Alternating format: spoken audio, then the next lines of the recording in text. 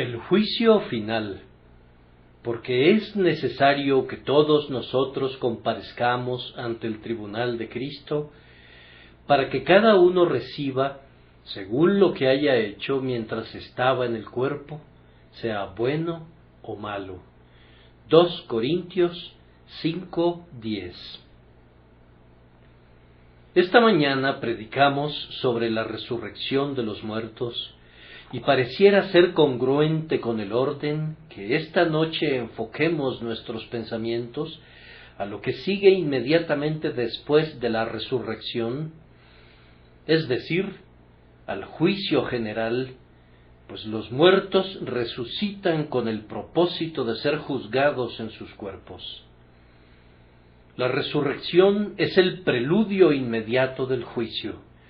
No hay ninguna necesidad de que intente demostrarles que habrá un juicio general partiendo de la Escritura, pues la palabra de Dios tiene abundantes pasajes que lo confirman. Algunos se encuentran en el Antiguo Testamento.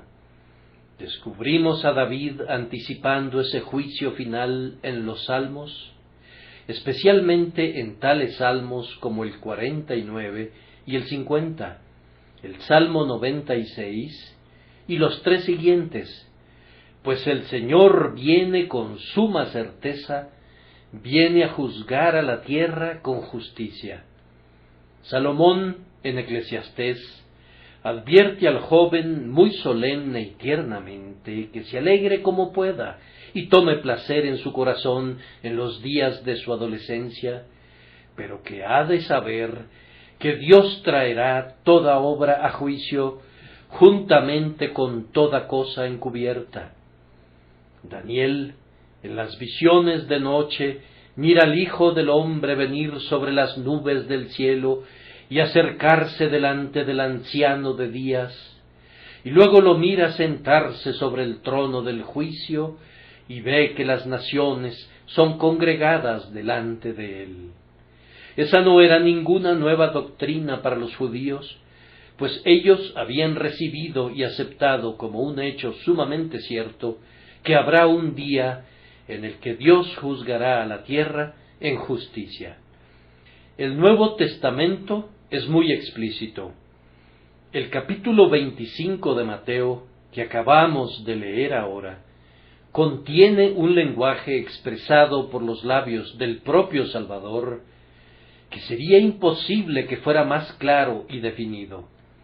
Él es un testigo fiel y no puede mentir. Se nos informa que delante de él serán reunidas todas las naciones, y que apartará los unos de los otros, como aparta el pastor las ovejas de los cabritos. Hay una abundancia de otros pasajes, como por ejemplo el que estamos considerando, que es lo suficientemente claro. Otro pasaje que podríamos citar se encuentra en la segunda epístola a los tesalonicenses, en su primer capítulo, del versículo 7 al 10. Leámoslo. Y a vosotros que sois atribulados, daros reposo con nosotros, cuando se manifieste el Señor Jesús desde el cielo con los ángeles de su poder, en llama de fuego, para dar retribución a los que no conocieron a Dios, ni obedecen el Evangelio de nuestro Señor Jesucristo, los cuales sufrirán pena de eterna perdición, excluidos de la presencia del Señor y de la gloria de su poder, cuando venga en aquel día para ser glorificado en sus santos y ser admirado en todos los que creyeron, por cuanto nuestro testimonio ha sido creído entre vosotros. El libro de Apocalipsis es muy gráfico en su descripción de ese último juicio general. Vayamos al capítulo 20 y a los versículos 11 y 12. El vidente de Patmos dice: Y vi un gran trono blanco, y al que estaba sentado en él, de delante del cual huyeron la tierra y el cielo, y ningún lugar se encontró para ellos. y vi a los muertos, grandes y pequeños, de pie ante Dios, y los libros fueron abiertos, y otro libro fue abierto, el cual es el libro de la vida. Y fueron juzgados los muertos por las cosas que estaban escritas en los libros, según sus obras. No tendría el tiempo suficiente para citarles todas las Escrituras. El Espíritu Santo asevera una y otra vez, y su palabra es verdad, que habrá un juicio de los vivos y de los muertos. Junto a ese testimonio directo, debe recordarse que hay un argumento poderoso de que así tiene que ser necesariamente, que parte del hecho de que Dios, como gobernante de todos los hombres, es justo. Todos los gobiernos humanos practican sesiones en sus tribunales. El gobierno no podría ser ejercido sin sus días de sesión y de juicio, y en la medida en que hay evidentemente pecado e iniquidad en este mundo, puede anticiparse razonablemente que habrá un momento en el que Dios recorra su circuito y cite a los prisioneros delante de él, cuando los culpables recibirán su condenación. Juzguen por ustedes mismos. ¿Es este estado presente la conclusión de todas las cosas? Si así fuera, ¿qué evidencia aducirían acerca de la justicia divina a la luz del hecho de que las mejores personas son a menudo las más pobres y las más afligidas de este mundo, mientras que los peores seres adquieren riquezas, practican la opresión y reciben el homenaje de la multitud?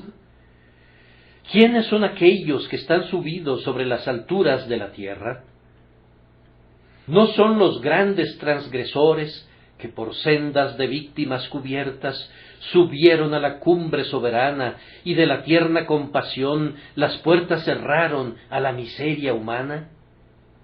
¿Dónde están los siervos de Dios? Con suma frecuencia están hundidos en el sufrimiento y en la oscuridad. No se sientan como Job en medio de ceniza, sin que nadie se apiade de ellos, y son más bien objeto de muchos reproches. ¿Y dónde están los enemigos de Dios? ¿No visten muchos de ellos de púrpura y de lino fino, y hacen cada día banquete con esplendidez? Si no hubiese un más allá, entonces Epulón se lleva la mejor parte, y el hombre egoísta que no le teme a Dios es, después de todo, el más sabio de los hombres, y ha de ser encomiado más que sus semejantes. Pero no puede ser así. Nuestro sentido común se revela ante ese pensamiento. Tiene que haber otro estado en el que sean rectificadas todas esas anomalías. Si en esta vida solamente esperamos en Cristo, somos los más dignos de conmiseración de todos los hombres, dice el apóstol. Los mejores hombres fueron conducidos a los peores infortunios en los tiempos de persecución por ser siervos de Dios. ¿Cómo afirmas entonces, finis coronat opus, el fin corona la obra? Eso no podría ser el desenlace final de la vida, o de lo contrario, la justicia misma se vería frustrada. Tiene que haber una restitución para aquellos que sufren injustamente, y tiene que haber un castigo para el inicuo y el opresor. No sólo puede afirmarse esto a partir de un sentido general de justicia, sino que en la conciencia de la mayoría de los hombres, si no es que en todos, hay un asentimiento para ese hecho. Como dice un viejo puritano, Dios sostiene una audiencia en un tribunal de jurisdicción limitada, es decir, en la conciencia de todo hombre, que es el anticipo del juicio que sostendrá tarde o temprano, pues casi todos los hombres se juzgan a sí mismos, y su conciencia les indica qué cosa está mal y qué cosa está bien. Digo casi todos, porque pareciera que hay en esta generación una raza de hombres que han atrofiado de tal manera a su conciencia que la chispa pareciera haberse apagado, y entonces toman lo amargo por dulce y lo dulce por amargo. Parecieran aprobar la mentira, pero no reconocen a la verdad. Pero si dejan en paz a la conciencia y no la atrofian, verán que da testimonio de que hay un juez de toda la tierra que ha de hacer lo que es justo. Ahora, ese es peculiarmente el caso cuando se le da rienda suelta a la conciencia. Los hombres que están ocupados con su trabajo o que están entretenidos con sus placeres mantienen a menudo tranquilas a sus conciencias. Tal como lo expresa John Bunyan, encierran a la señora conciencia, ciegan sus ventanas, ponen barricadas contra sus puertas, y en cuanto a la gran campana ubicada sobre el techo de la casa que la vieja dama estaba habituada a repicar, le cortan la cuerda al badajo para que ella ya no pueda alcanzarlo, pues no desean que perturbe a la ciudad de alma humana. Pero cuando llega la muerte, sucede con frecuencia que la señora conciencia escapa de su prisión, y entonces les garantizo que hará un barullo tal que no habrá ni una sola cabeza que duerma en toda alma humana. Conciencia dará voces y se vengará por su obligado silencio, y hará saber al hombre que hay algo en su interior que no está muerto, que grita todavía pidiendo justicia, y que el pecado no puede quedar sin castigo. Entonces tiene que haber un juicio. La Escritura lo asevera, y eso nos basta, pero por vía de evidencia colateral, el orden natural de las cosas así lo requiere, y la conciencia lo atestigua. Ahora vamos a considerar lo que dice nuestro texto acerca del juicio. Les ruego, hermanos, que me perdonen si hablara fríamente esta noche sobre esta verdad tan trascendental, o si dejara de captar su atención y de agitar sus más profundas emociones, y que Dios me perdone, pues tendré una buena razón para pedir su perdón, viendo que si hay un tópico que debería despertar a celo al predicador por el honor de su Señor y por el bienestar de sus semejantes, y conducirlo a ser doblemente denodado, es este precisamente. Pero permítanme decirles también que si hubo alguna vez un tema muy independiente del predicador que por sus propios méritos debería invitar a la reflexión de ustedes, es el que ahora les presento. No siento ninguna necesidad de recurrir a la oratoria o a un lenguaje rebuscado. La simple mención del hecho de que ese juicio es inminente y que tendrá lugar antes de que pase mucho tiempo, debería dejarlos en silencio y sin aliento, debería paralizar los latidos de su pulso y debería ahogar la expresión de mis labios.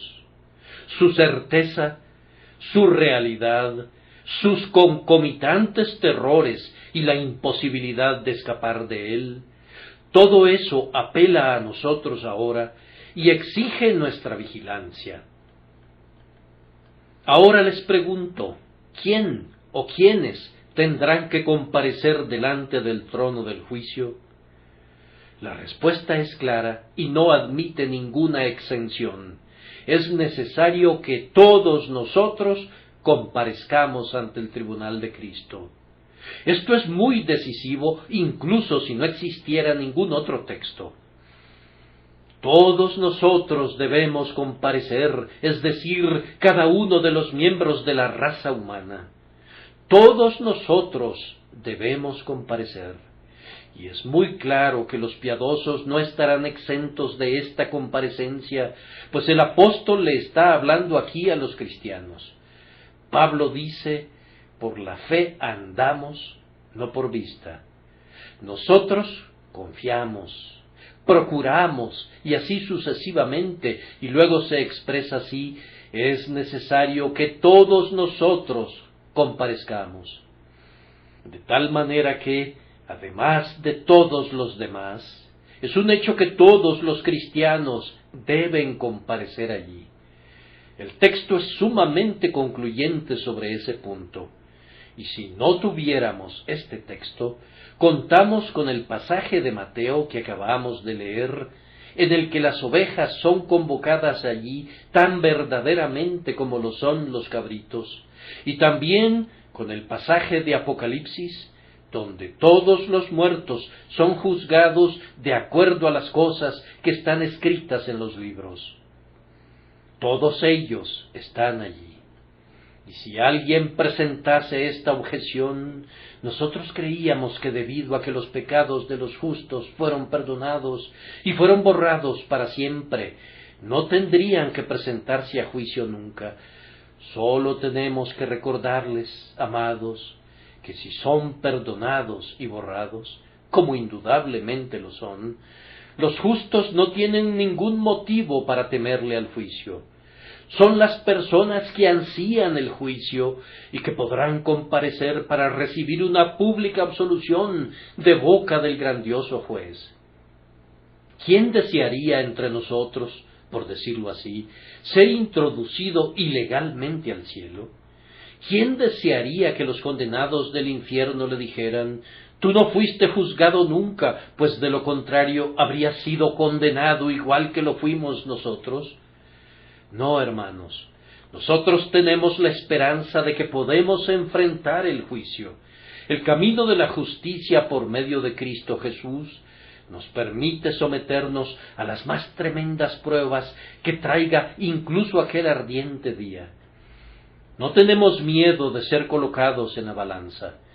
Incluso deseamos aquel día cuando nuestra fe en Jesucristo será fuerte y firme, pues decimos: ¿quién es el que condenará?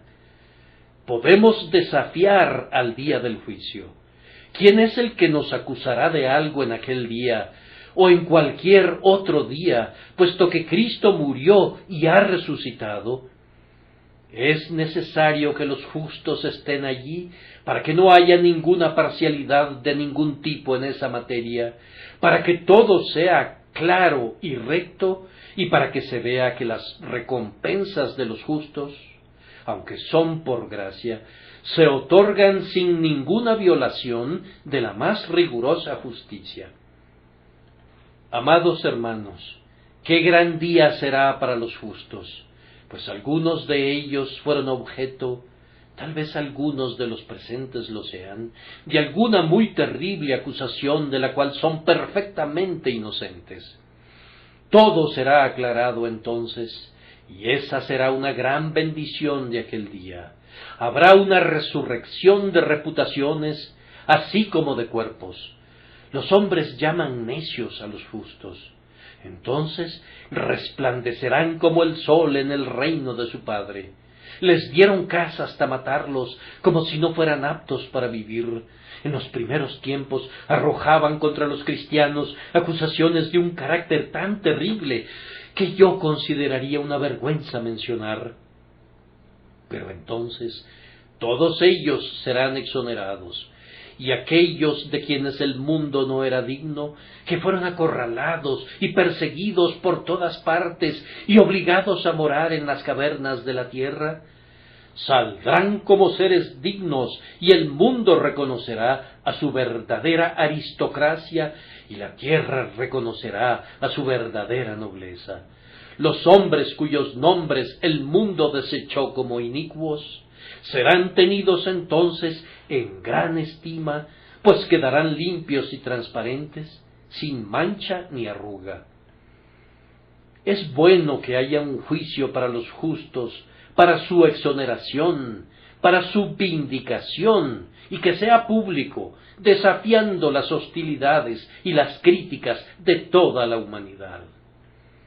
Es necesario que todos nosotros comparezcamos.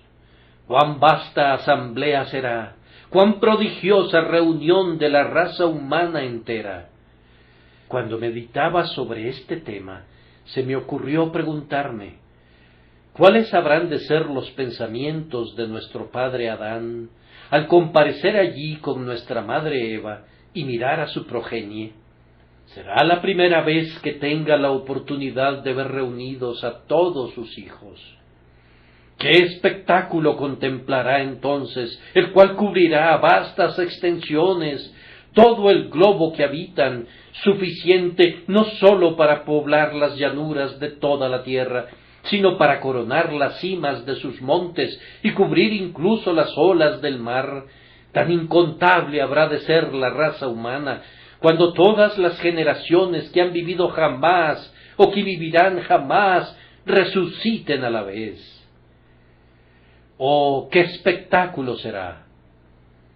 ¿No es demasiado maravilloso para que lo esboce nuestra imaginación?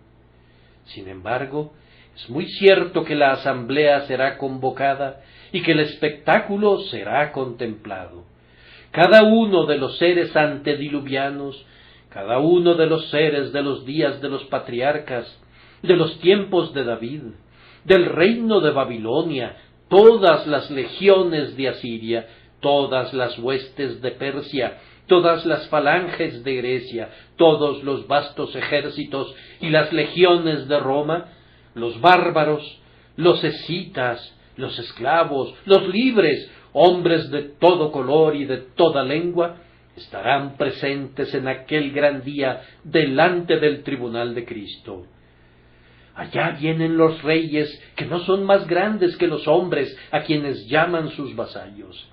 Allá vienen los príncipes que se han quitado sus diademas, pues deben comparecer como seres humanos comunes.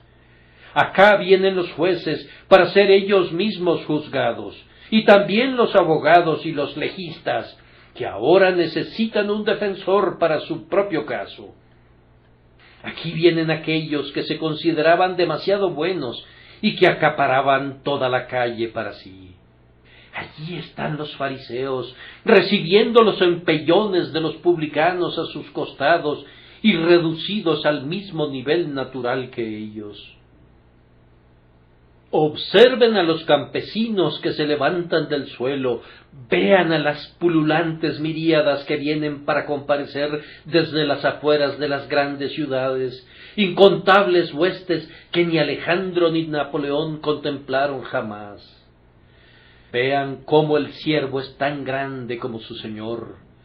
Ahora se proclama libertad, igualdad, fraternidad. Ni los reyes, ni los príncipes, ni los nobles pueden refugiarse detrás de su orden, ni afirmar algún privilegio o reclamar alguna inmunidad. Iguales, sobre un nivel común, comparecen todos juntos para ser juzgados por el último y terrible tribunal. Vendrán los malvados de todo tipo. El altivo faraón estará allí, Sennacherib el arrogante, Herodes que hubiera querido aniquilar a los infantes, Judas que traicionó a su maestro, Demas que le vendió por oro y Pilato que gustosamente se habría querido lavar las manos en inocencia. La larga lista de los infalibles, la sucesión completa de los papas, vendrá para recibir su condenación de manos del Todopoderoso, y también los sacerdotes que pisotearon los cuellos de las naciones, y los tiranos que usaron a los sacerdotes como sus instrumentos.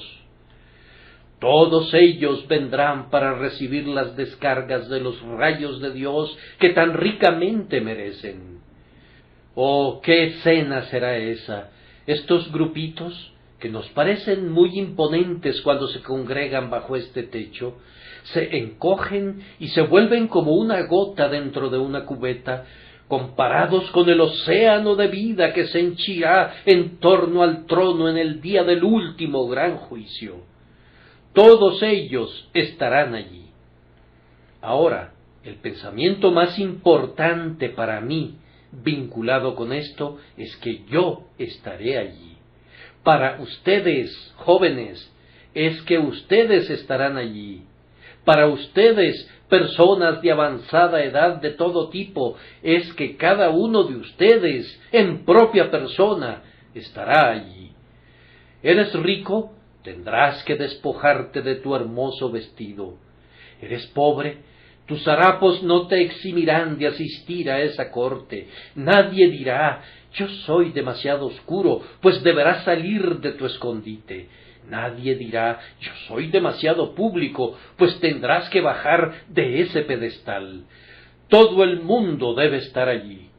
Noten la palabra nosotros. Es necesario que todos nosotros comparezcamos.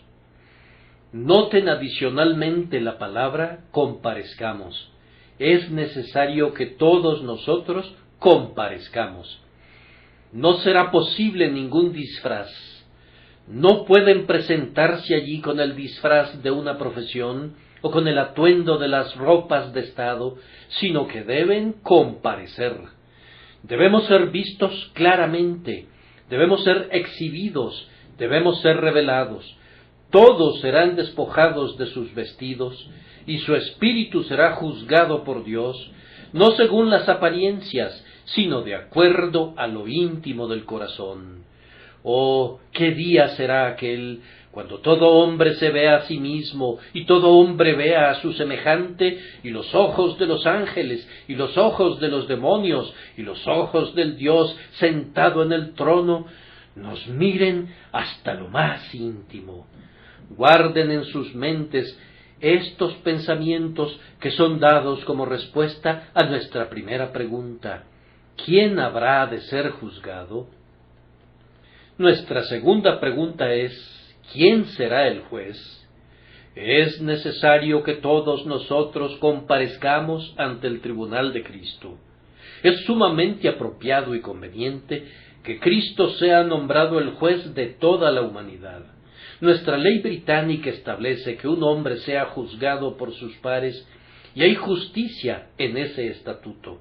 Ahora, el Señor Dios juzgará a los hombres, pero al mismo tiempo será en la persona de Jesucristo hombre. Los hombres serán juzgados por un hombre. Aquel que una vez fue juzgado por los hombres, juzgará a los hombres. Jesús conoce lo que es el hombre. Él mismo ha estado en profunda humildad bajo la ley, y es ordenado para administrar la ley con excelsa autoridad. Él puede sostener equilibradamente los platillos de la balanza de la justicia, pues ha ocupado el lugar del hombre y ha soportado y ha arrostrado las tentaciones del hombre. Por tanto, es el juez más idóneo que pudiese ser seleccionado. Algunas veces he oído y he leído sermones en los que el predicador mencionaba que un cristiano debería alegrarse de que su juez sea su amigo. Tal vez no haya ninguna intención indebida, pero aún así me parece que es una sugerencia más bien cuestionable. A mí no me gustaría explicármelo de esa manera, porque cualquier juez que fuera parcial para con sus amigos cuando preside en el tribunal, merecería abandonar ese tribunal de inmediato. Yo no espero ningún favoritismo de Cristo como juez. Espero que, cuando presida en el tribunal, imparta una justicia imparcial para todos. No puedo ver cómo pudiera ser correcto que algún ministro sostenga que deberíamos encontrar aliento en el hecho de que el juez sea nuestro amigo. Amigo o no amigo, cada uno de nosotros comparecerá para recibir un juicio justo, y Cristo no hará acepción de personas. No se dirá de aquel a quien Dios ha designado para juzgar al mundo, cuando la sesión del juicio concluya, que hizo caso omiso de los crímenes de algunos, o que los atenuó, mientras que investigó a fondo las fallas de otros y las condenó. Será justo y recto en todo momento. Él es nuestro amigo, les concedo eso, y será nuestro amigo y salvador eternamente, pero debemos asirnos al pensamiento, y debemos creerlo y sostenerlo, que como juez será imparcial para con todos los hijos de los hombres. Amigo, tú tendrás un juicio justo. Aquel que te ha de juzgar no tomará partido contra ti. Algunas veces hemos pensado que los hombres han sido protegidos del castigo que merecían porque pertenecían a alguna cierta profesión clerical o porque ocupaban alguna cierta posición oficial. Un pobre obrero que mata a su esposa será ahorcado indefectiblemente, pero cuando otro hombre de una condición superior realiza un acto semejante de violencia y mancha sus manos con la sangre de la mujer a quien ha jurado amar y apreciar, la pena capital no será ejecutada contra él. Por todas partes vemos en el mundo que, con las mejores intenciones, de alguna manera u otra, la justicia se tuerce un poco. Incluso en este país se da la más ligera inclinación posible de la balanza, y que Dios nos conceda que eso pueda remediarse pronto. No creo que sea intencional, y yo espero que la nación no tenga que quejarse de eso por largo tiempo. Tiene que haber la misma justicia para el mendigo más pobre que se arrastra hasta un albergue temporal, como por su señoría, que es propietario del mayor número de acres en toda Inglaterra. Ante la ley, al menos, todos los hombres deben comparecer como iguales. Así será con el juez de toda la tierra. Fiat justitia, ruat caelum. Hágase justicia, aunque se desplome el cielo. Cristo sostendrá a toda costa las balanzas equilibradas. Tú tendrás un juicio justo y también un juicio exhaustivo. No habrá ningún ocultamiento de nada a tu favor, y no se quedará sin mencionar nada en tu contra. Ningún testigo será transportado al otro lado del mar para que no pueda comparecer. Todos ellos estarán allí, y todo el testimonio estará allí, y todo lo que se necesite para condenar o absolver será presentado en plena sesión durante el juicio, y por esta razón será un juicio final. No habrá ninguna apelación ante esa corte. Si Cristo dice malditos, malditos serán eternamente. Si Cristo dice benditos, benditos serán por siempre jamás. Bien, esto es lo que hemos de esperar entonces, que hemos de comparecer ante el trono del hombre Cristo Jesús, el Hijo de Dios, para ser juzgados allí. Ahora, el tercer punto es, ¿cuál será la regla de la administración de justicia? El texto dice, para que cada uno reciba según lo que haya hecho mientras estaba en el cuerpo, sea bueno o malo. Entonces parecería que nuestras acciones serán tomadas como evidencia al final. Nuestras acciones serán tomadas como evidencia al final, y no nuestra profesión, ni nuestras jactancias, y todo hombre recibirá de acuerdo a lo que ha hecho en el cuerpo. Eso implica que todo lo hecho por nosotros en este cuerpo será conocido. Todo está registrado y todo será sacado a la luz. En consecuencia, cada pecado secreto será publicado en aquel día. Lo que fue hecho en el aposento, lo que fue ocultado por las tinieblas, todo lo secreto será publicado como desde el techo de la casa. Con extremo cuidado lo has ocultado y muy diestramente lo has cubierto, pero para asombro tuyo será dado a conocer para que forme parte de tu juicio. Tanto las acciones hipócritas como los pecados secretos serán puestos al descubierto allí. El fariseo que devoró la casa de la viuda y que hizo largas oraciones, se encontrará con que la casa de la viuda es presentada en su contra, lo mismo que las largas oraciones, pues entenderá entonces que cada larga oración no fue sino una larga mentira contra Dios de principio a fin. Oh, cuán hermosas podemos hacer que se vean algunas cosas con la ayuda de la pintura y del barniz y de los adornos, pero en el último día el barniz y el recubrimiento se caerán y el verdadero metal, la sustancia real, quedará entonces al descubierto.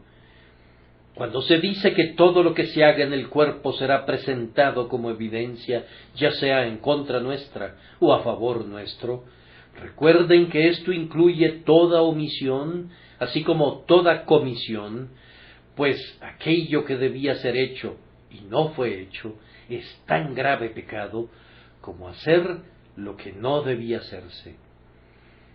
Cuando leíamos el capítulo 25 de Mateo, notaron cómo los que estaban a la izquierda fueron condenados, no por lo que hicieron, sino por lo que no hicieron. Tuve hambre y no me disteis de comer. Tuve sed y no me disteis de beber. Según esta regla, ¿dónde se encuentran algunos de ustedes que han vivido en el descuido de la santidad, y en el descuido de la fe, y en el descuido del arrepentimiento delante de Dios a lo largo de todos sus días? Considérenlo, se los ruego.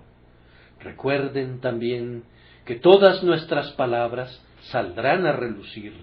De cada palabra ociosa que hable el hombre tendrá que rendir cuentas, y de todos nuestros pensamientos también, pues los pensamientos subyacen en el fondo de nuestras acciones y les dan el verdadero color, bueno o malo.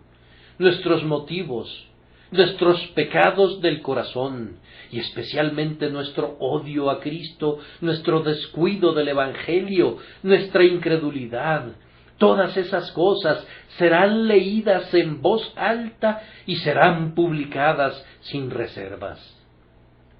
Bien, dirá alguien, ¿quién pues podrá ser salvo? En verdad, ¿quién pues podrá ser salvo? Permíteme decirte quién.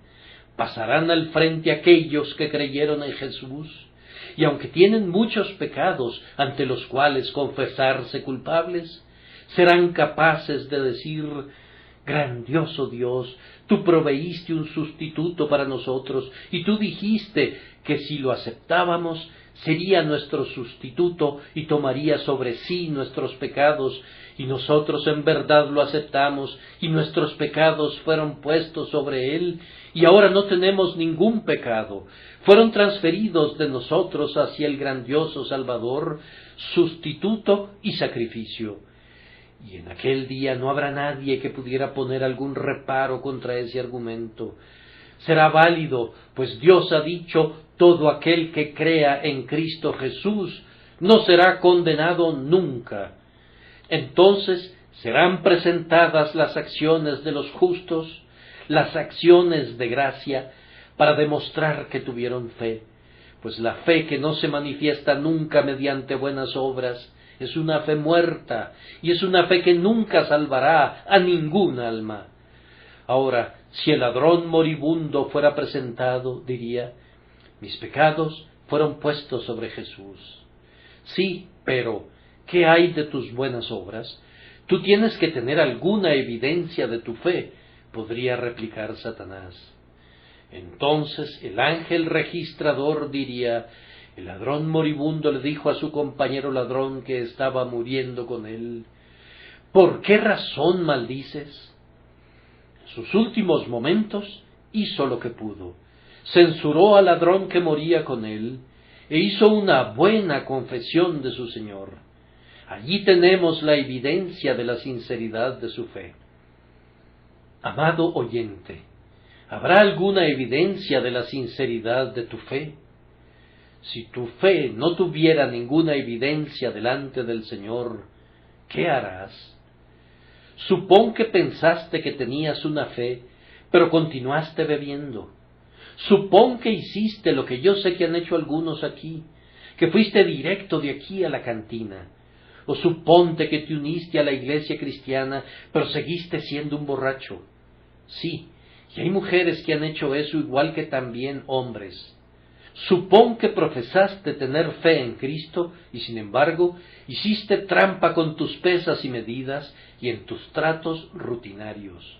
¿Piensas que Dios no requerirá estas cosas de tus manos?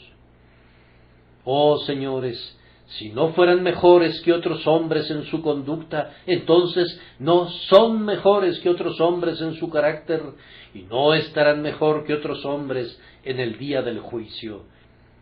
Si sus acciones no fueran superiores a las de ellos, pueden profesar lo que quieran acerca de su fe, pero están engañados, y como engañadores serán descubiertos en el último gran día. Si la gracia no nos hace diferir de otros hombres, no se trata de la gracia que Dios da a sus elegidos. Aunque nosotros no somos perfectos, todos los santos de Dios mantienen sus ojos fijos en la gran norma de perfección y con un fuerte deseo procuran caminar como es digno de su supremo llamamiento de Dios y realizar obras que demuestren que aman a Dios. Y si no tenemos esas señales que se dan con la fe, o si no son introducidas como evidencia para nosotros en el último gran día, no seremos capaces de demostrar nuestra fe. Oh, ustedes que no tienen ninguna fe en Cristo, ninguna fe en Jesús, el sustituto, esa terrible negativa, esa traicionera incredulidad suya, será un pecado condenatorio contra ustedes. Será una prueba contundente de que odiaron a Dios, pues un hombre que desprecia los consejos de Dios, que no presta atención a su reproche, que escarnece su gracia y que reta la venganza de aquel que le señala la vía de escape y el sendero que conduce a la vida, es alguien que debe odiar a Dios. El que no quiere ser salvado por la misericordia de Dios, demuestra que odia al Dios de la misericordia. Si Dios entrega a su propio Hijo a la muerte, y los hombres no quieren confiar en su Hijo, si no quieren tenerlo como su Salvador, ese único pecado, aunque no tuvieran ningún otro, demostraría de inmediato que son enemigos de Dios y que tienen un corazón negro. Pero si tu fe está en Jesús, si amas a Jesús, si tu corazón está con Jesús, si tu vida es influenciada por Jesús, si tú lo conviertes en tu ejemplo, así como también en tu Salvador, habrá evidencia a tu favor, aunque tú no puedas verla. Pues noten estas agraciadas cosas. Cuando la evidencia fue presentada y Cristo dijo: tuve hambre y me disteis de comer, tuve sed y me disteis de beber, ellos dijeron: oh Señor, nunca nos dimos cuenta de eso. Si alguien se pusiera de pie aquí y dijera: yo cuento con una abundante evidencia para demostrar mi fe, yo le replicaría: cállate la boca, amigo, cállate la boca. Me temo que no tienes fe del todo, pues de lo contrario no estarías hablando acerca de tu evidencia. Pero si dices: oh, yo me temo que no tengo la evidencia que me pondrá en una buena posición al final, pero si a la vez has estado alimentando a los hambrientos todo el tiempo, y vistiendo a los desnudos, y haciendo todo lo que puedes por Cristo, yo te diría que no tengas miedo. El Maestro encontrará testigos que digan: ese hombre me socorrió cuando yo estaba sumido en la pobreza. Él sabía que yo era uno de los de Cristo, y vino y me ayudó. Y otro vendrá y dirá, tal vez sea un ángel quien lo diga: lo vi cuando estaba solo en su aposento, y lo oí orar por sus enemigos. Y el Señor dirá: leí en su corazón cuando contemplé cómo aguantó el reproche y la calumnia y la persecución, y se quedaba sin responder por mi causa. Él hizo todo eso como evidencia de que mi gracia estaba en su corazón. Tú no tendrás que poner los testigos, el juez los llamará, pues él sabe todo acerca de tu caso, y conforme llame a los testigos, tú te sorprenderás al descubrir cómo incluso los impíos se verán obligados a consentir en la justa salvación de los justos. Oh, los actos secretos y la verdadera sinceridad del corazón de los justos, cuando sean manifestados así, ¿Cómo provocarán que los diablos se muerdan su lengua, llenos de ira al pensar que hubo tanta gracia dada a los hijos de los hombres para derrotar a la persecución, vencer a la tentación y seguir en obediencia al Señor? Oh, sí, las obras de los hombres, y no su habladuría, ni su profesión, ni su plática, sino sus obras, aunque nadie será salvado por los méritos de sus obras. Sus obras serán la evidencia de su gracia, o sus obras serán la evidencia de su incredulidad. Y así, por sus obras se sostendrán delante del Señor, o por sus obras serán condenados como evidencia y nada más. El último punto es ahora, ¿cuál es el propósito de ese juicio? Se impartirá una sentencia absolutoria o condenatoria y después todo habrá concluido. Lejos de eso, el juicio es con miras al más allá, para que cada uno reciba según lo que haya hecho mientras estaba en el cuerpo. El Señor concederá a su pueblo una abundante recompensa por todo lo que han hecho. No es que merezcan ninguna recompensa, sino que primero Dios les dio gracia para hacer buenas obras, y luego tomó sus buenas obras como evidencia de un corazón renovado, y después les dio una recompensa por lo que hicieron. Oh, qué bienaventuranza será oír que se te diga: bien, buen siervo y fiel, a ti que has trabajado para Cristo cuando nadie lo sabía, descubrir que Cristo te tomó todo en cuenta, a ti que serviste al Señor a pesar de ser tergiversado, descubrir que el Señor Jesús apartó el tamo del trigo sabiendo que tú eras alguien precioso para Él. Oh, qué bienaventuranza será para ti que entonces Él te diga: entra en el gozo de tu Señor. Pero para los impíos será muy terrible. Ellos han de recibir las cosas que han hecho, es decir, el castigo debido, aunque no todos de igual manera, sino el mayor pecador recibirá mayor condenación. Para el hombre que pecó contra la luz, habrá una mayor condenación que para el hombre que no tuvo la misma luz. Sodoma y Gomorra tendrán su lugar, Tiro y Sidón tendrán su lugar, y luego Capernaum y Betsaida tendrán su lugar de más intolerable tormento, porque tenían el Evangelio y lo rechazaron, según nos informa nuestro propio Señor. Y el castigo no sólo será aplicado en proporción a la transgresión en sí misma, sino que se acrecentará con las inicuas consecuencias generadas por los inicuos actos realizados, ya que cada hombre habrá de comer el fruto de sus propios caminos. El pecado, según el orden natural, madura en aflicción. Esto no es un ciego destino, sino que es la operación de una ley divina, sabia e invariable.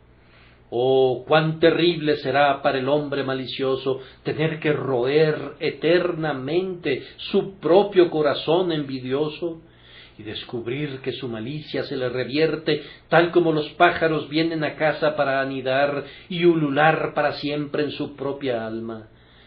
Cuán terrible será para el hombre lascivo sentir la lascivia ardiendo en cada vena, aunque nunca puede gratificarla. Cuán terrible será para el borracho tener una sed que ni siquiera una gota de agua puede apaciguar, y para el glotón que hacía cada día banquete con esplendidez, estar hambriento perpetuamente.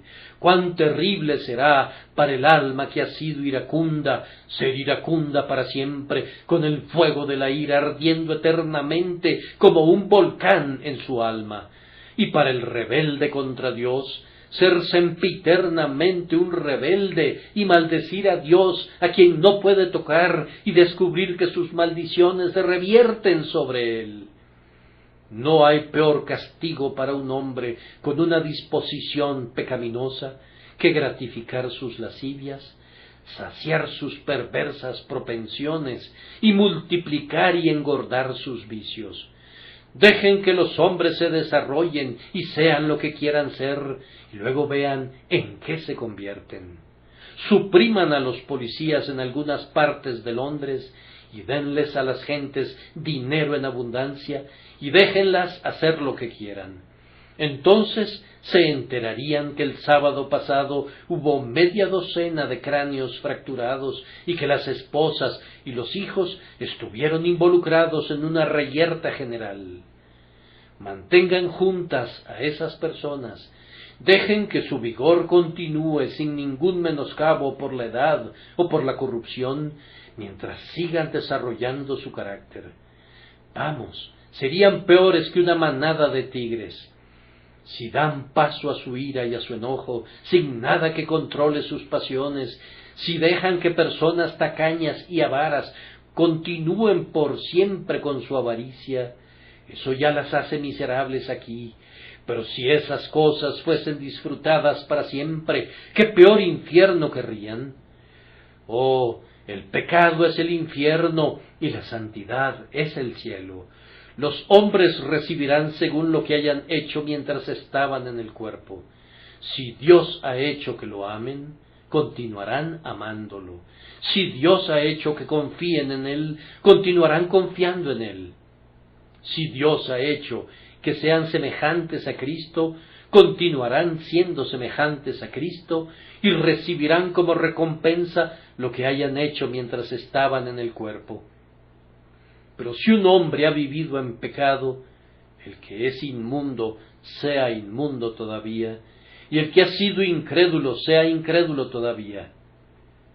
Este, entonces, será el gusano que nunca muere y el fuego que no se apaga nunca, a todo lo cual será agregada la ira de Dios por los siglos de los siglos. Oh, que cada uno de nosotros reciba la gracia para huir a Cristo. Allí está nuestra única seguridad. La fe simple en Jesús es la base para el carácter, que será la evidencia al final de que tú eres elegido de Dios. Una simple creencia en el mérito del Señor Jesús, obrada por el Espíritu Santo en nosotros, es el cimiento de roca sobre el cual será edificado, por las mismas manos divinas, el carácter que evidenciará que el reino fue preparado para nosotros desde antes de la fundación del mundo. Que Dios obre en nosotros un carácter así, por Cristo nuestro Señor. Amén.